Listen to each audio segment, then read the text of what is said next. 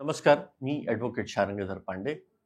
मी औरंगाबादला असतो. छत्रपती संभाजीनगरमध्ये माझं ऑफिस आहे, पण प्रॅक्टिस करायला मी पुण्यातही करतो. तुम्ही मला संपर्क करू शकता. हे जे मी व्हिडिओ बनवतो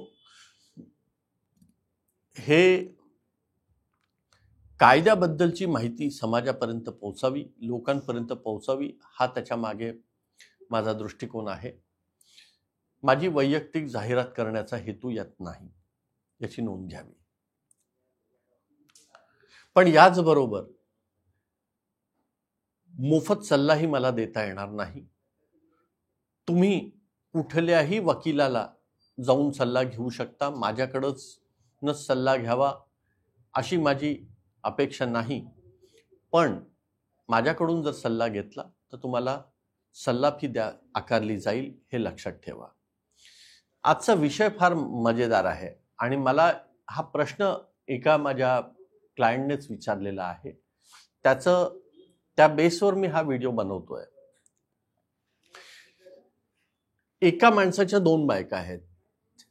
एक लग्न झालेली बायको आणि एक लग्न न झालेली त्याची बायको. किंवा एखाद्या माणसाच्या दोन बायका आहेत, एक आधीची बायको जी वारली आणि एक नंतरची बायको जी नवीन त्याने परत पुनर्विवाह केल्यावरची बायको. अशा प्रकारच्या दोन बायका आहेत. दोन्ही बायकांपासून मुलं आहेत. अपत्य दोन्ही बायकांकडनं. पहिल्या बायकोकडनं एक दोन मुलं आहेत, दुसऱ्या बायकोकडनं एक दोन मुलं आहेत. पहिल्या बायको कायदेशीर विवाहित बायकोकडूनही मुलं आहेत आणि गैरकायदेशीर संबंधांमधनं जी बाई आहे, जिच्याशी संबंध आहेत, तिलाही मुलं आहेत. आता प्रश्न असा निर्माण होतो की जर त्या व्यक्तीची जी मिळकत आहे त्याच्यात वाटे जर करायचे असतील तर कुणाला कसे अधिकार आहेत. तर आता इथे हिंदू लॉ जर आहेत, हा फार कॉम्प्लिकेटेड आहे आणि फार क्लिष्ट असला तरी फार मजेदार आहे. मुस्लिमांमध्ये फार सोपं आहे. त्यांच्यात इस्लामिक लॉ प्रमाणे त्यांच्या 2 किंवा 3 किंवा 4 जरी बायका असतील तरी प्रत्येक स्त्रीला एक हिस्सा असतो आणि प्रत्येक पुरुषाला 2 हिस्सा असतो. म्हणजे बहिणीपेक्षा भावाला दुप्पट. सो त्यांच्याकडे मृत्यू झाल्याबरोबर जी कुठली मिळकत असते ती याप्रमाणे वाटल्या जाते. त्याच्यात पहिली बायको, दुसरी बायको, औरस अनौरस असे काही प्रकार नाहीयेत. पण हिंदू कायद्यामध्ये हा प्रकार आहे. आणि हिंदू कायद्यामध्ये जर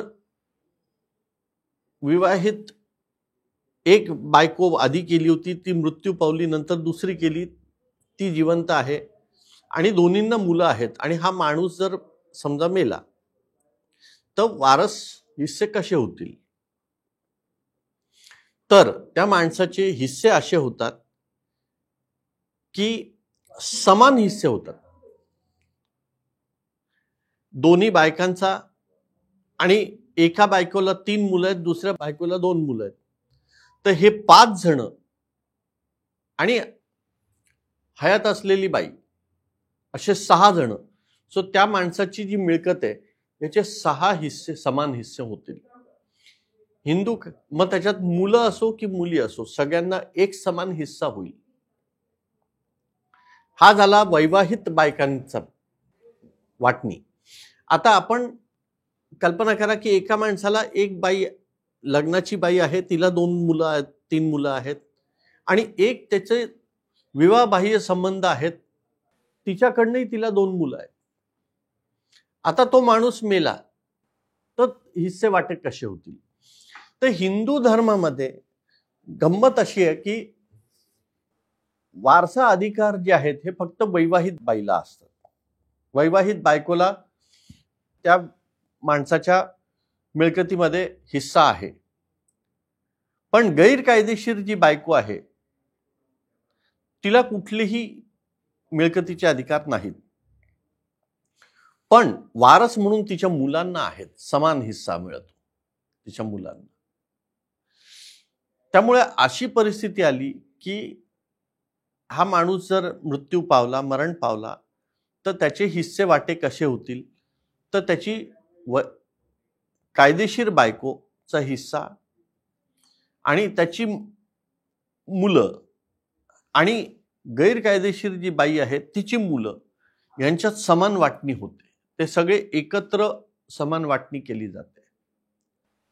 त्यामुळे थोडंसं कॉम्प्लिकेशन्स आहेत, पण कायदा फार स्पष्ट आहे याच्यावर.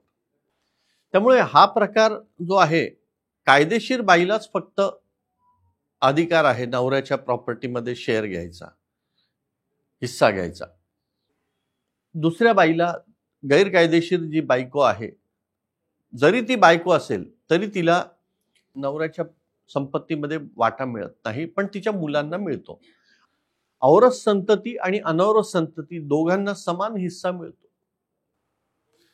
त्यामुळे अशी मला परवाच एक केस आली की बा आम्ही इकडनं 5 भाऊ आहोत, आमच्या दुसऱ्या आईचे 4 मुलं आहेत आणि आता आम्हाला वाटे करायचे आहेत. आम्हाला आमचे ऑलरेडी वाटे झालेले आहेत, आता ते दुसऱ्या आईचे मुलंही वाटे मागतायत. तर तुम्हाला अशा प्रकारचे वाटे असतील तर तुम्हाला ते समान हिस्से वाटे होतील आणि ते हिस्से वाटे त्यांना, त्या मुलांना, त्या सावत्र भावंडांना तुम्हाला वाटा द्यावाच लागेल.